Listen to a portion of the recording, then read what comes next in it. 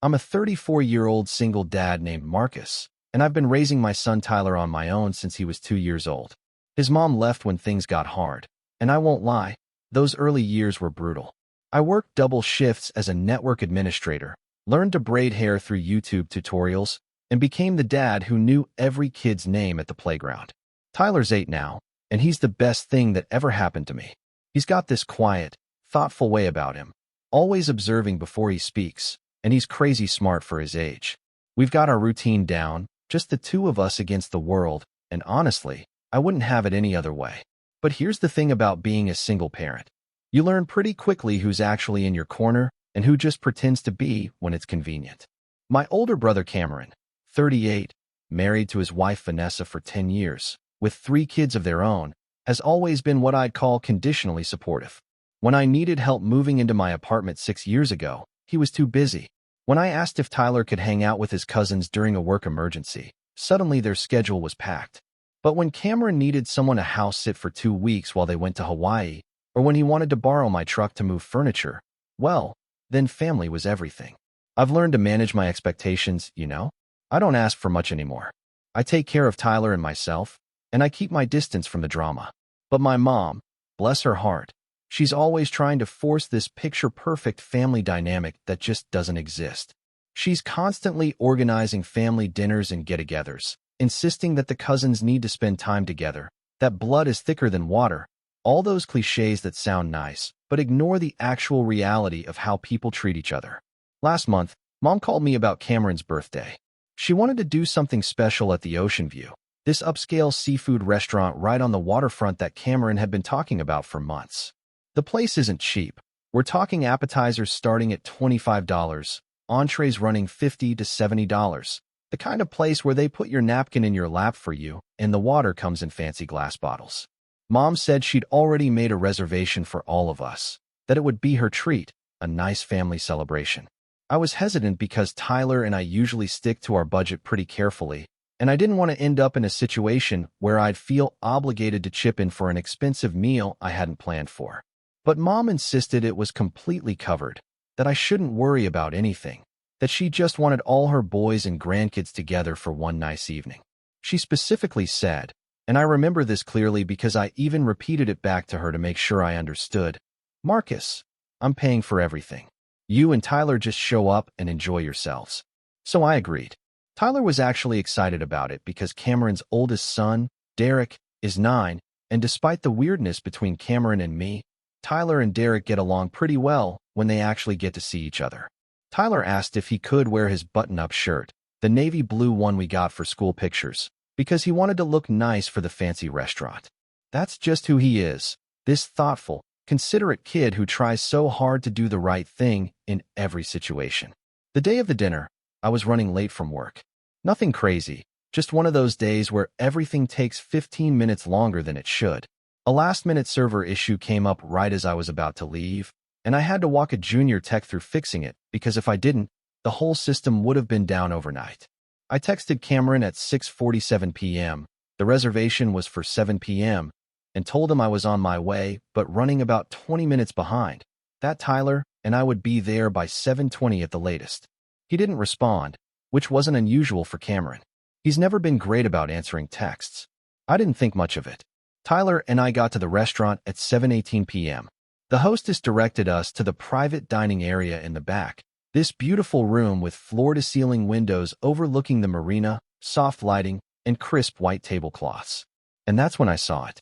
Cameron, Vanessa, their 3 kids, and my mom were already seated at a large round table, and spread out in front of them were these massive seafood platters. I'm talking towers of crab legs, shrimp, lobster tails, oysters on ice, the works. The kind of spreads you see in commercials. Everyone had full plates in front of them. Everyone except for the 2 empty seats that were clearly meant for Tyler and me. Tyler noticed immediately. He's perceptive like that. I watched his face fall as he looked at the empty space in front of his designated chair, then at his cousins who were cracking crab legs and dipping lobster in butter, laughing and talking with their mouths full. My mom looked up and smiled, but it was uncomfortable, like she knew something was wrong but was trying to pretend everything was fine. Cameron didn't even look up at first. He was too busy showing his youngest daughter, Emma, how to crack open a crab leg. Vanessa saw us, and her reaction is something I'll never forget. She didn't look embarrassed or apologetic. She looked annoyed, like we were interrupting something. I walked over to the table with Tyler beside me, and I kept my voice calm and pleasant because I didn't want to make a scene, especially not in front of the kids. Hey everyone, sorry we're late. Traffic was worse than I expected. That's when Cameron finally looked up, and the first words out of his mouth were, "We already ordered without you." Not, "Hey, glad you made it." Not, "We saved you some bread." Just a flat statement delivered like it was the most obvious thing in the world. I stood there for a second, processing that. 20 minutes. We were 20 minutes late, and they'd not only ordered without us, but had clearly been eating for a while based on how much food was already gone. Tyler was still standing next to me, and I could feel him tense up. He's a kid who notices everything, who feels everything deeply, and I knew he was taking this personally, even though he'd never say it out loud. I pulled out his chair for him, and he sat down slowly, looking at the empty space in front of him while his cousins continued eating like nothing was happening. Derek, Tyler's favorite cousin, was focused on a massive plate of garlic butter shrimp and didn't even acknowledge us sitting down. I sat down next to Tyler and looked at my mom, waiting for her to say something, to explain what happened, to maybe tell us that our food was being prepared or something. She just gave me this weak smile and said, "We thought you might not make it, so we went ahead and got started." Started? They hadn't just started. They were halfway through their meals. The seafood platters were probably $200 each based on what I could see, and there were 3 of them on the table. Cameron had one. Vanessa and their kids were sharing one. Mom had her own smaller platter. Nobody had thought to order anything for Tyler and me, or if they had, they'd already eaten it. Vanessa took a sip of her wine. She had a full glass of what looked like expensive white wine, and said, with this little laugh that made my blood pressure spike, "Should have taught him not to be late." She was looking at Tyler when she said it. My 8-year-old son, who was sitting there in his button-up shirt that he'd been excited to wear, staring at his empty plate, while his cousins ate seafood that cost more than my weekly grocery budget. I've been in a lot of frustrating situations in my life. I've dealt with difficult clients, impossible deadlines, and the general chaos of single parenthood.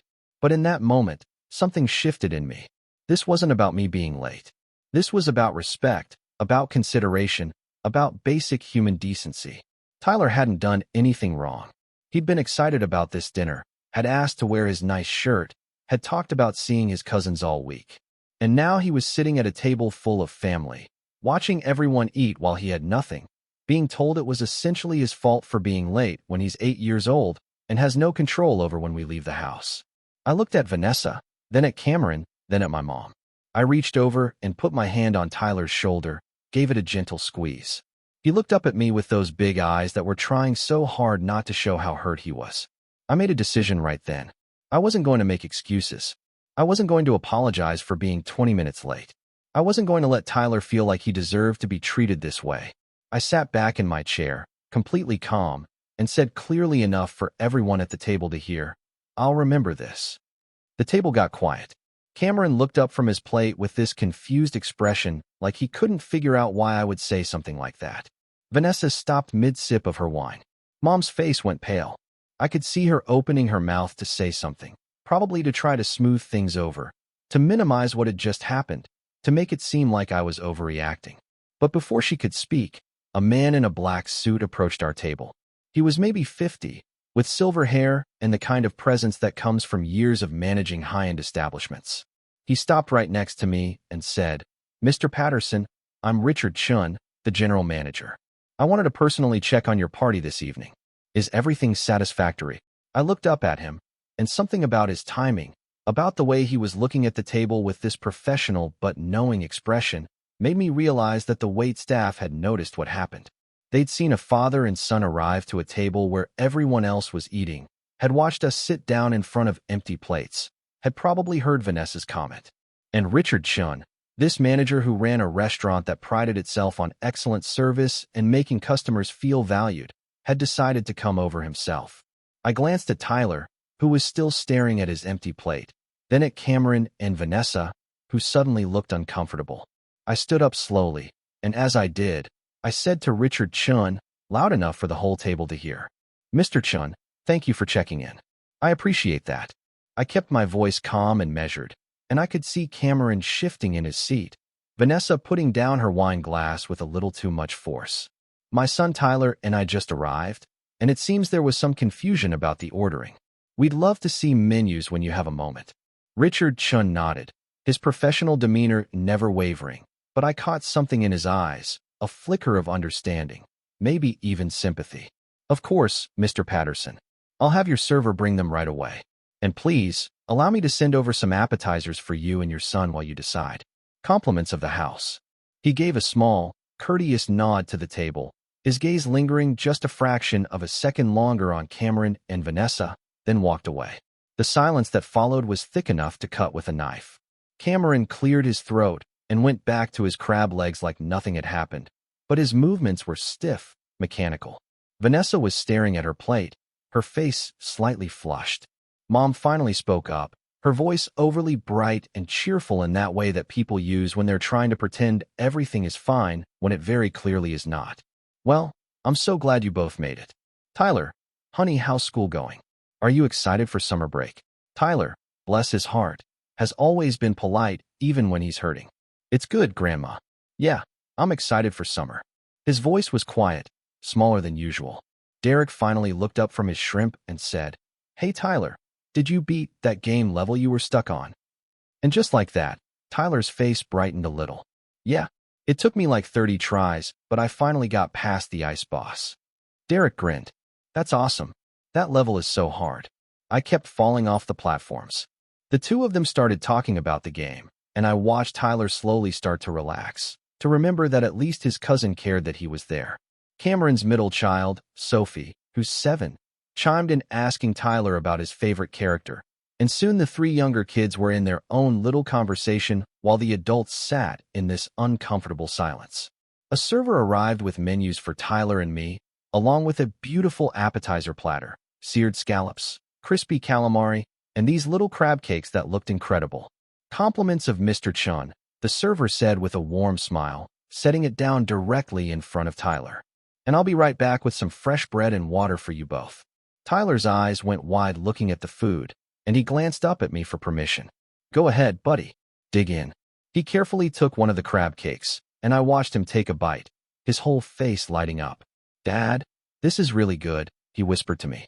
I smiled at him. Yeah? I'm glad, kiddo. Cameron was watching us now, and I could see him doing mental calculations. The appetizer platter we'd just been given probably cost $40. The manager had comped it, which meant the manager knew something was off, had made a judgment call about the situation, and had decided that Tyler and I were worth taking care of. That kind of thing doesn't happen unless the staff has noticed something problematic. Vanessa leaned over to Cameron and whispered something I couldn't quite hear, but I caught Cameron's response. It's fine, Van. Just drop it. But she didn't drop it. She turned to me with this fake sweet smile and said, So Marcus, work must be really demanding if you can't even get to family dinners on time. There it was. The passive-aggressive jab disguised as concern. I took a sip of the water the server had just brought and met her eyes. Work is work, Vanessa. Sometimes things come up. I texted Cameron to let him know we'd be a few minutes late. 20 minutes didn't seem like it would be a big deal for a family dinner. I kept my tone neutral, factual, not defensive, just stating the reality. She blinked, clearly not expecting me to respond so directly. Well, when you make a reservation at a place like this, you really should try to be on time. They have schedules, other customers waiting. I nodded slowly. You're absolutely right. That's why I texted ahead. And we were only 20 minutes late, well within the grace period most restaurants allow. But I appreciate your concern about restaurant etiquette. Mom jumped in, desperate to change the subject. Cameron, honey, tell Marcus about your promotion at work. Such exciting news. Cameron perked up at that, always happy to talk about himself. Yeah, they made me senior project manager. Comes with a pretty substantial raise and a better benefits package. We're actually looking at houses in Ridgemont now. Ridgemont, the wealthy suburb with the golf courses and the private schools. Of course they were. Vanessa chimed in. The schools there are supposed to be amazing. We want the best for our children, you know? That emphasis on our children wasn't lost on me. The implication being what? That I didn't want the best for Tyler? That because I was a single parent working a regular job instead of climbing the corporate ladder, I somehow cared less about my kid's future? I felt Tyler's hand slip into mine under the table. He was still eating his crab cake with his other hand, still chatting with Derek about video games. But he'd heard that comment, and it had stung. My kid has excellent instincts about when adults are being cruel. I squeezed his hand gently, a silent reassurance. The server came back, a young woman named Ashley according to her name tag, and she smiled warmly at Tyler and me. Have you had a chance to look at the menu? Can I answer any questions or make recommendations? I hadn't actually looked at the menu yet, too focused on the dynamics playing out at the table. I opened it quickly and scanned the options. Everything was as expensive as I'd expected. The seafood platters that Cameron's family had ordered were listed at $185 each. The entrees ranged from $45 to $90. Even the salads were $22. I glanced at my mom, who was carefully not making eye contact with me. She'd said she was treating, that everything was covered.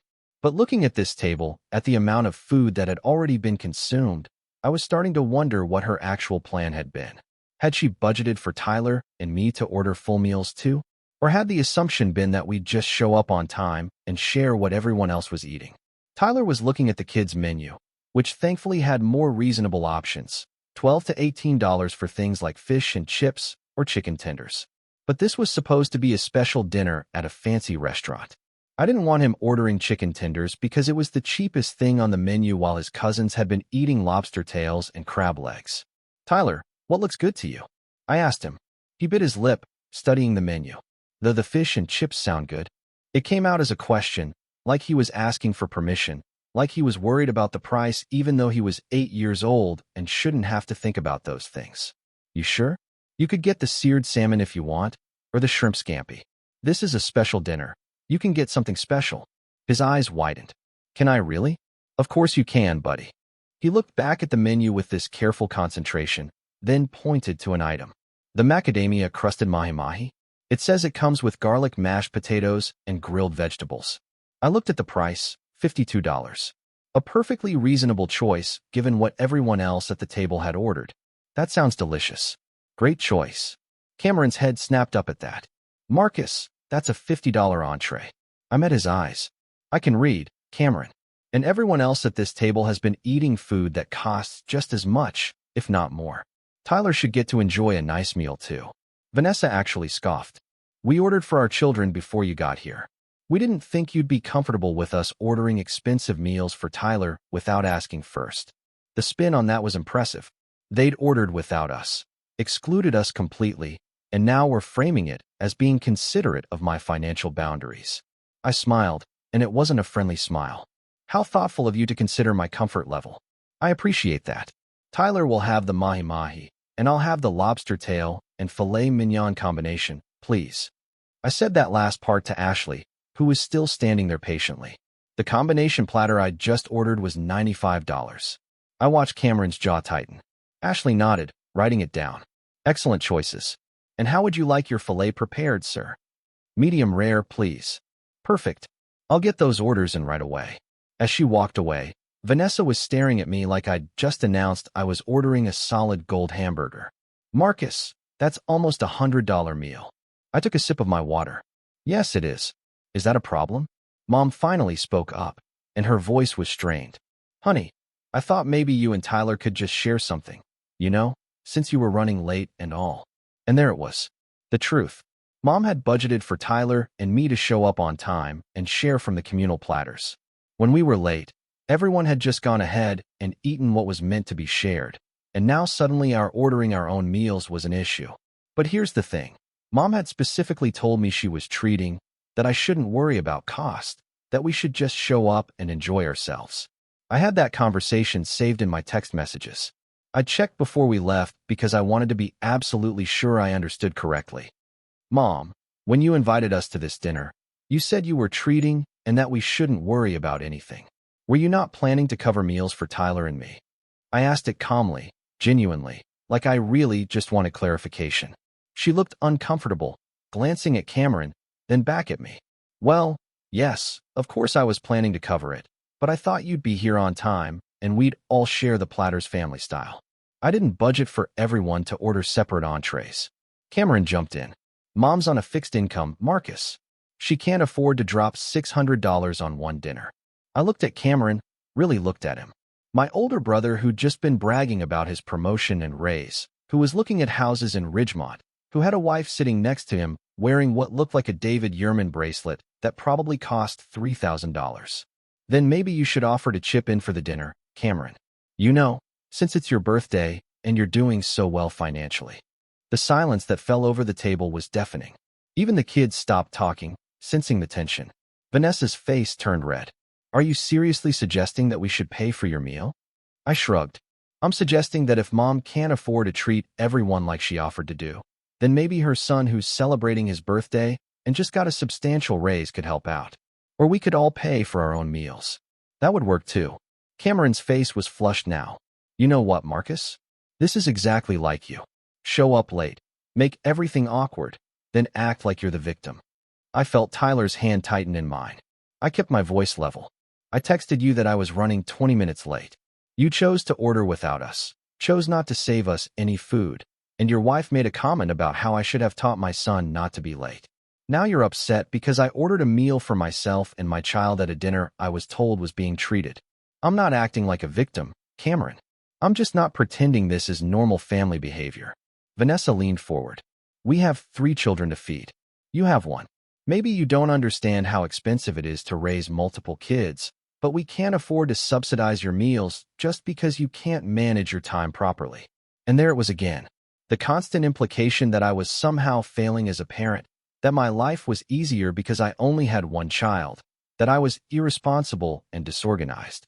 Never mind that I was raising Tyler completely on my own while they had 2 incomes and family help.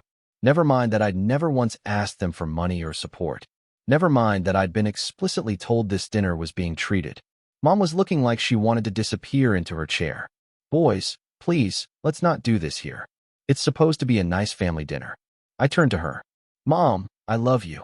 But this stopped being a nice family dinner the moment Tyler and I sat down to empty plates and were told it was our fault for being late. I'm happy to pay for Tyler's meal and mine, but I need you to be straight with me.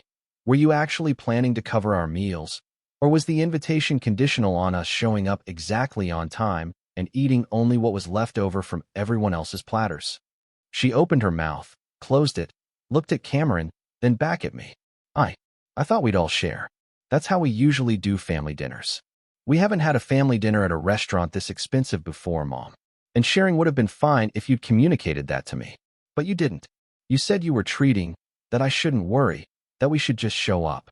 So I showed up, 20 minutes late with advance notice, and found that you'd all ordered and eaten expensive food without us. Can you understand why that feels disrespectful? Cameron slammed his hand on the table, making the glasses rattle. Oh, here we go with the disrespect card. Everything is always about how disrespected Marcus feels. You know what? Maybe if you prioritized family over work, you wouldn't have these problems. Tyler flinched next to me. That's when I felt something shift inside me, something cold and clarifying. This wasn't about the dinner anymore. This was about years of accumulated dismissiveness, of being treated as less than, of watching my brother take and take while giving nothing back, all while positioning himself as the successful one, the one who had it all figured out. I stood up, still holding Tyler's hand. Tyler, grab your jacket, buddy. He looked up at me with wide eyes. Are we leaving? Not yet, but I want you to have it just in case. He slipped out of his chair and grabbed his jacket from the back of it. The whole table was staring at us now. Richard Chun, the manager, must have been keeping an eye on our table because he appeared almost immediately, probably sensing the escalating tension.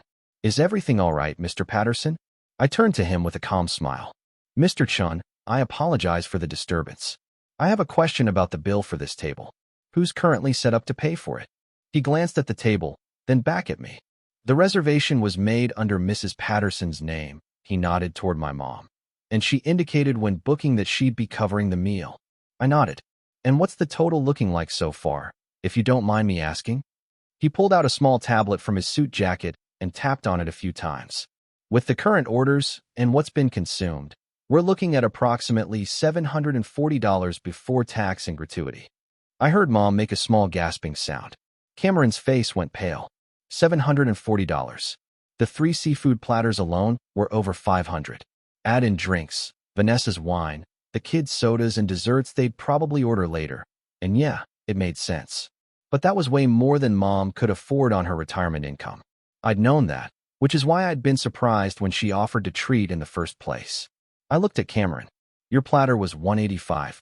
Vanessa and the kids shared one, another $185. Mom's was probably around $100 for the smaller version. That's $470 right there. Add drinks, apps, tax, and tip, and you're looking at probably $650 to $700 just for what you all have already consumed before Tyler and I even ordered. Cameron was doing the math in his head. I could see it. Vanessa was very carefully looking at her plate. I turned back to Mr. Chun. Here's what I'd like to do. I'd like to open a separate check for myself and my son. Our meals, our drinks, our portion of tax and tip. Can you do that? He nodded. Of course, sir. I can split that out immediately. Perfect. And Mr. Chun, I'd like to add something else to my tab. I pulled out my phone, opened it to my banking app, and showed him the screen briefly so only he could see it. I'd like to purchase a gift card for the restaurant. $500. Can you add that to my check as well? His eyebrows raised slightly, but his professional demeanor never cracked. Absolutely. I can have that processed for you. Great. Thank you. As he walked away, Cameron found his voice. What are you doing? I sat back down, and Tyler climbed back into his seat next to me, looking confused but trusting. I'm making sure Tyler and I pay for our own meal, like you suggested we should. And I'm taking care of something else, but that's not your concern. Vanessa's eyes were narrowed. You're being ridiculous. This is so typical of you, making a huge scene over nothing. I looked at her directly. Vanessa, in the 10 years you've been part of this family, have I ever asked you or Cameron for anything? Money, babysitting, help with Tyler, anything? She blinked. No, but have I ever shown up to family events and made demands or caused problems? No, but that's not. Have I ever been anything but polite and respectful to you and your children? She pressed her lips together and didn't answer. I continued, my voice still calm. I work hard. I raise my son alone. I don't ask for handouts or special treatment. The one thing I ask is to be treated with basic respect and consideration. That's it. That's the bar. And tonight, that bar wasn't met. My son sat at this table and watched his cousins eat expensive food while he had an empty plate, and your response was to make a snide comment about how I should have taught him not to be late. He's 8 years old, Vanessa. 8. And he deserves better than that. Her face was bright red now, and I could see her jaw clenching. Cameron stood up. Okay, that's enough. You're turning this into some big dramatic thing when it was just a simple miscommunication about timing. I stood up too, matching his energy. No, Cameron. It wasn't a miscommunication. It was a choice. You chose to order without us. You chose not to save us any food. Your wife chose to make that comment to my son. Mom chose to invite us to an expensive dinner without being clear about what she could actually afford. And you chose, just now, to blame me for prioritizing work over family when you know that I'm a single parent doing everything I can to provide for my kid. Those were all choices. Mom started crying softly, and Sophie reached over to hold her hand. I immediately felt guilty. I didn't want to upset Mom or the kids, but I also wasn't going to back down from standing up for Tyler and myself. Derek was looking between his dad and me with this worried expression. Tyler was gripping my hand, so hard his knuckles were white. Ashley appeared with our food, and the timing was almost comical. She set down Tyler's beautiful mahi-mahi plate and my lobster and filet combination with perfect professional grace, clearly aware of the tension but maintaining her composure. Can I get you anything else? She asked gently. We're fine. Thank you, I said, giving her a genuine smile. She deserved a huge tip for dealing with this table. As she walked away, I looked down at Tyler. Go ahead and eat, buddy. Your food's going to get cold. He picked up his fork hesitantly, looking at the beautiful piece of fish in front of him. Dad, are you sure it's okay? My heart broke a little. He was asking permission to eat food at a restaurant, worried about whether it was allowed, whether it was too much. It's more than okay, Tyler. You enjoy every single bite. He cut a small piece and tried it. And despite everything, despite the tension and the arguing and the uncomfortable silence, his face lit up. It's really good, he whispered. I cut into my fillet, and it was perfectly cooked, tender and flavorful. The lobster tail was butter-poached and practically melted in my mouth. Under different circumstances, this would have been an amazing meal. We ate in silence for a few minutes while Cameron and Vanessa whispered intensely to each other and Mom dabbed at her eyes with her napkin. Then Cameron's oldest, Derek, did something that surprised me. He pushed back from the table, walked around to Tyler, and said, "Hey Tyler, want to see the fish tanks? They have them by the front entrance. They're really cool." Tyler looked up at me for permission. I nodded. "Go ahead. Stay where I can see you, okay?" "Okay, Dad." The two boys walked off toward the front of the restaurant, and I watched them go, grateful that Derek was being kind to Tyler even while the adults were being terrible to each other. Sophie and Emma went back to coloring on the kids' menus the restaurant had provided, seemingly unaffected by the adult drama or just skilled at tuning it out. With the kids out of earshot, Vanessa leaned across the table. "You have some nerve, Marcus. Coming in here, ordering the most expensive thing on the menu, making your mother feel terrible, causing a scene in front of the children." I held up a hand. "Stop. First, I ordered a meal comparable to what everyone else ate. Second, I didn't make Mom feel terrible. The situation made her feel terrible because she overextended herself financially and didn't communicate that clearly. And third, the only person who caused a scene in front of the children was Cameron when he slammed his hand on the table. I've been nothing but calm this entire time." Cameron leaned back in his chair, arms crossed. "You're being calm the way you're always calm, cold and calculated, like you're better than everyone else." That stung because it wasn't true, or at least it wasn't how I saw myself. "I'm not cold, Cameron. I'm hurt. There's a difference. I'm hurt that my family treated my son the way they did tonight. I'm hurt that instead of apologizing or acknowledging that it was messed up, you're defending it and attacking me. And I'm tired of being treated like I'm less important than you, like my time doesn't matter, like Tyler doesn't matter." Mom spoke up, her voice shaky. "Marcus, honey, you both matter. You know you do. I'm sorry about the confusion with the bill. I should have been more clear about the budget. I just wanted to do something nice for Cameron's birthday and have everyone together." I softened my tone for her. "Mom, I get that. And I appreciate the intention. But you have to understand how it felt from my perspective. You told me everything was covered, that I shouldn't worry. I took you at your word. Then I show up and find out that's not actually the case. And I'm made to feel like the problem for not reading between the lines." She nodded, tears still running down her face. "You're right. I'm sorry. I should have been more upfront." Cameron wasn't ready to concede anything. "She's apologizing, Marcus. What more do you want?" What did I want? That was a good question. I wanted my family to value Tyler the way they valued Cameron's kids. I wanted to not feel like the perpetual outsider, the screw-up little brother, the single parent who couldn't get his life together despite actually having his life pretty well together. I wanted basic respect. But I knew I wasn't going to get any of that tonight, and maybe not ever. "I want you to understand that your actions have consequences, Cameron. That's all." He scoffed. "What's that supposed to mean?" Before I could answer, Mr. Chun returned with a small folder. He placed it discreetly next to my plate. "Mr. Patterson, I've split your check as requested, and I've included the gift card purchase. Whenever you're ready, no rush." I opened the folder. My meal, Tyler's meal, our drinks, tax, and tip came to $173. The $500 gift card brought the total to $673. I pulled out my credit card and placed it in the folder, then handed it back to Mr. Chun. "Thank you." As he walked away, Cameron was watching me with suspicion. "What was that about a gift card?" I smiled. "I bought a gift card. $500. Vanessa's eyes went wide. "500 for what?" I took a bite of my lobster, chewed slowly, swallowed. "That's my business." Cameron's face was getting red again. "Oh, so now you're just throwing money around to prove a point? You could have used that $500 to help Mom pay for this dinner instead of making her feel bad." And there it was. The setup I'd been waiting for. I set down my fork and looked at Cameron directly.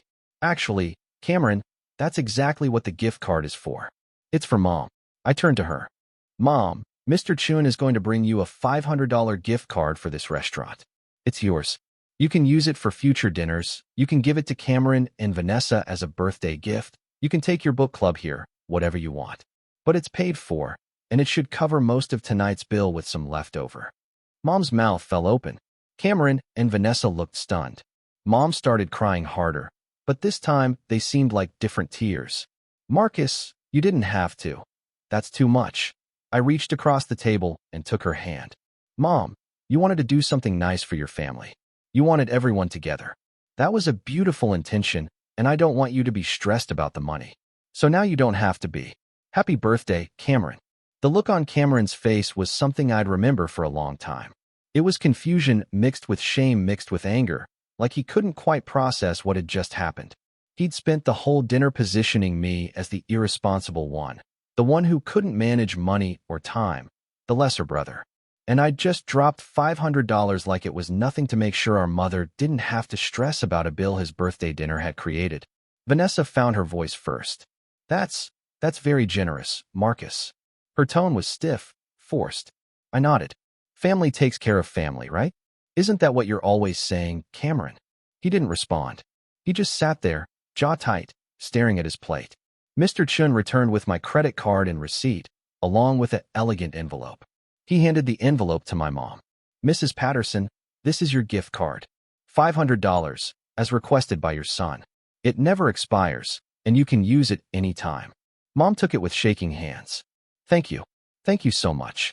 She looked at me with red-rimmed eyes. Marcus, I don't know what to say. I squeezed her hand gently. You don't have to say anything, Mom. Just enjoy it. Tyler and Derek came back to the table, both excited about the massive saltwater aquarium they'd seen. Tyler climbed back into his seat and immediately dug back into his mahi-mahi. Dad, they have a lionfish. And these really cool eels that hide in the rocks. I smiled at him, genuinely happy that he'd found something to enjoy about this evening. That sounds awesome, buddy. Did Derek show you everything? Derek nodded enthusiastically. Yeah, and there's a touch tank too.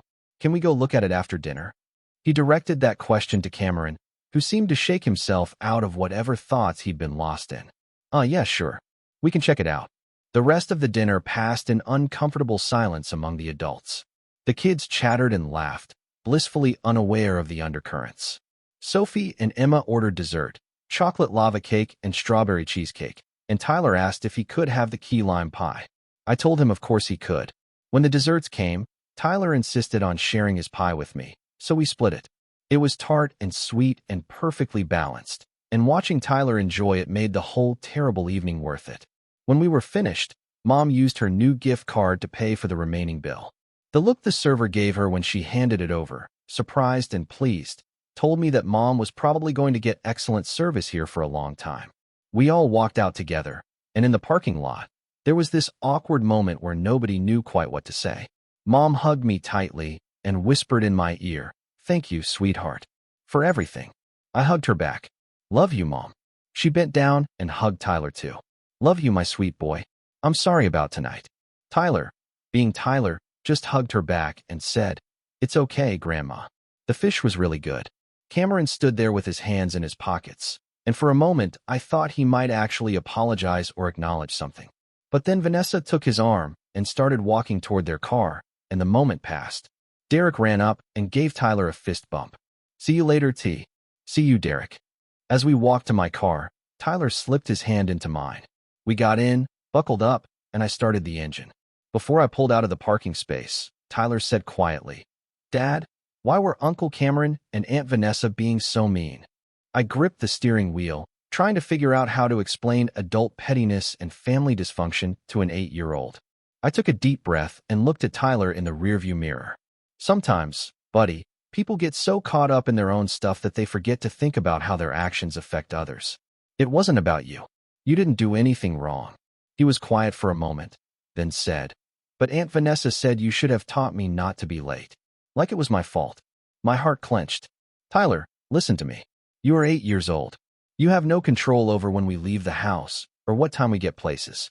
That comment was completely unfair, and it said everything about her and nothing about you. You understand that? He nodded slowly. "I guess. It just felt bad. I know it did, and I'm sorry you had to experience that. But I want you to remember something. How people treat you says more about them than it does about you. And the way you handled yourself tonight, staying polite and kind even when you were hurt, that made me really proud." He smiled a little at that. "The fish was really good, though." I laughed, and just like that, the tension broke. It was, wasn't it? Worth the wait. Definitely worth it. We drove home listening to his favorite playlist, and by the time we pulled into our apartment complex, he was back to his normal self, telling me about the upcoming field trip to the Science Museum and how his friend Jason had brought in a real geode for show and tell. Over the next few days, I didn't hear anything from Cameron or Vanessa. Mom texted me twice, once to thank me again for the gift card, and once to say that she'd talked to Cameron about the dinner and that he understood he could have handled things better. That was the closest thing to an apology I was going to get, apparently.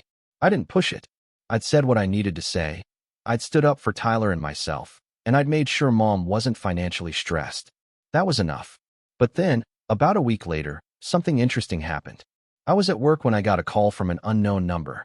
Normally I don't answer those, but something made me pick up. Hello. Hi. Is this Marcus Patterson? A woman's voice asked. Yes, this is Marcus. Hi Marcus, this is Jennifer Chun. I'm Richard Chin's wife. He's the manager at the Ocean View restaurant where you had dinner last week. I sat up straighter in my chair. Oh yes. Hi. Is everything okay? She laughed. Everything's fine. Actually, Richard was really impressed by how you handled that situation with your family. He mentioned it to me because we run a nonprofit together that provides mentorship and support for single parents, and we're always looking for people who might be interested in getting involved or sharing their experiences. I was taken aback. Oh wow, I had no idea. Richard has a good eye for people, she continued. He said you showed a lot of grace under pressure, and that your son seemed like a wonderful kid. We host monthly dinners. Nothing as fancy as the Ocean View, where single parents can connect, share resources, and just have community support. We also do workshops on financial literacy, work-life balance, that kind of thing. Would you be interested in coming to one? You could bring Tyler. We have activities for the kids. I thought about it. Tyler and I had our routine, our little world of just the two of us, and we were okay. But the idea of connecting with other parents who understood the unique challenges of doing this alone was actually really appealing. You know what? Yeah, I'd be interested. That sounds great. She gave me the details for the next dinner, which was in 2 weeks. After we hung up, I sat there for a moment, amazed at how something good had come out of that terrible dinner. That evening, I told Tyler about it. So there's this dinner thing for single parents and their kids. They have games and activities for you guys while the adults talk. Want to go check it out? His eyes lit up. Will there be other kids my age? I think so, yeah. Okay, let's go. 2 weeks later, we went to the dinner. It was held at a community center, nothing fancy, but it was warm and welcoming. There were about 15 parents there with their kids, and Tyler immediately connected with a couple of boys around his age. I ended up having amazing conversations with other single parents, some divorced, some widowed, some who'd never been married. And for the first time in a long time, I didn't feel alone in this journey. Jennifer and Richard were there, and Richard pulled me aside at one point. I hope this doesn't seem like I overstepped, giving your information to my wife, he said.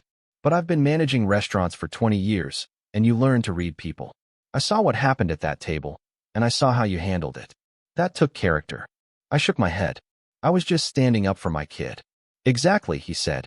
That's what good parents do. And there are a lot of parents out there who could use support in doing that. If you're ever interested in sharing your story or mentoring other single dads, we'd love to have you more involved. I thanked him and told him I'd think about it.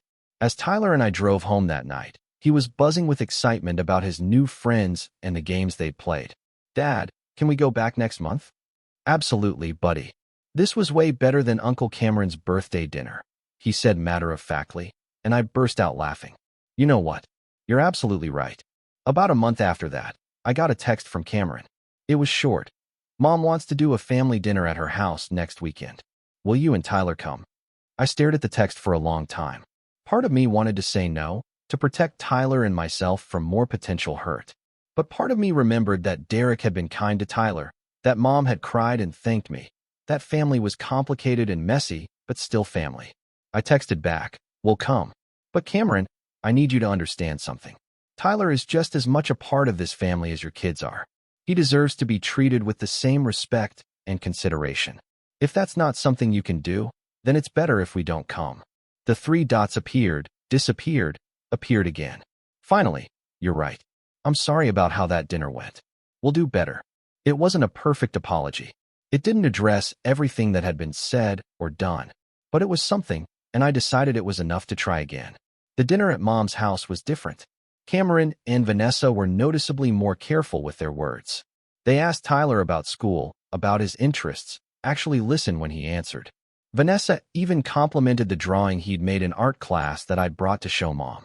It wasn't perfect, There were still moments of awkwardness, still underlying tension, but it was better. And Tyler got to play with his cousins, which made him happy. As we were leaving, Cameron walked us to the car. Marcus, he ran his hand through his hair, a gesture I recognized from when we were kids, and he was struggling to say something difficult. I've been thinking a lot about what you said, about respect and consideration. You were right. I took you for granted. Took for granted that you'd always just show up and deal with whatever we dished out. That wasn't fair. I looked at my older brother, this person I'd spent so much of my life feeling lesser than, and I realized something. His approval didn't matter anymore. His opinion of my life, my choices, my parenting, none of it mattered. What mattered was Tyler, our life together, and the people who actually showed up for us. Thanks for saying that, Cameron. I appreciate it. He nodded, looking relieved that I wasn't going to make it harder for him. So we're good. We're working on it, I said honestly. But yeah, we're moving in the right direction. He smiled, and for just a second, I saw the brother I'd grown up with, before life and competition and ego got in the way. That's fair. As Tyler and I drove home, he said, that was better than last time. Yeah, it was. Do you think Uncle Cameron learned his lesson? I smiled at the phrasing. I think he's trying to. Sometimes adults need to learn lessons too. Like how I learned not to leave my Legos all over the floor after I stepped on one. I laughed. Exactly like that. Sometimes you have to experience the consequences before you really understand why something matters. Tyler was quiet for a moment, then said, Dad, thank you for standing up for me at that restaurant. Even though it was scary when everyone was arguing, I felt really safe because I knew you had my back. I had to blink back tears. I'll always have your back, buddy. Always. That's what dads do. You're a really good dad, he said softly. And right there, in that moment, I knew that everything I'd been through, the late nights, the solo parenting struggles, the family drama, all of it, was worth it. Because I had this incredible kid who felt safe and loved and valued. And that was the only thing that really mattered. 6 months later, I got more involved with the Single Parents nonprofit. I started co-facilitating a workshop for single dads, sharing my experiences and learning from theirs. Tyler made lasting friendships with kids from the group, and we had a community that supported us in ways my blood family never quite had. Cameron and I maintained a cordial relationship.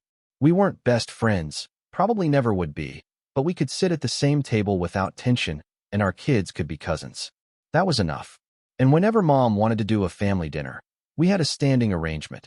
Everyone paid for their own meals, or we potlucked at someone's house. No more confusion, no more assumptions, no more unspoken expectations. Just clear communication and mutual respect. The gift card to the ocean view? Mom ended up using it to take me and Tyler there for my birthday, just the three of us. We had a wonderful time, ordered whatever we wanted, and made new, better memories at that restaurant. Tyler ordered the mahi-mahi again and declared it was even better the second time.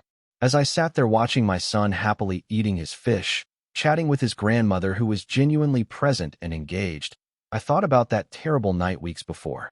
About sitting at a table with empty plates, about Vanessa's cruel comment, about the moment I decided I wasn't going to accept being treated that way anymore.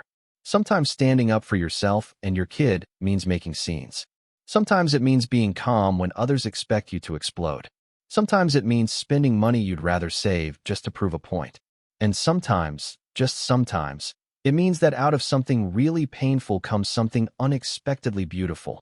New friendships, stronger boundaries, clearer understanding of what you will and won't accept. Tyler looked up at me and grinned, a bit of mashed potato on his chin. Love you, Dad. I reached over and wiped his chin with my napkin. Love you too, kiddo. More than you'll ever know. And that was the truth that mattered most. Everything else was just noise.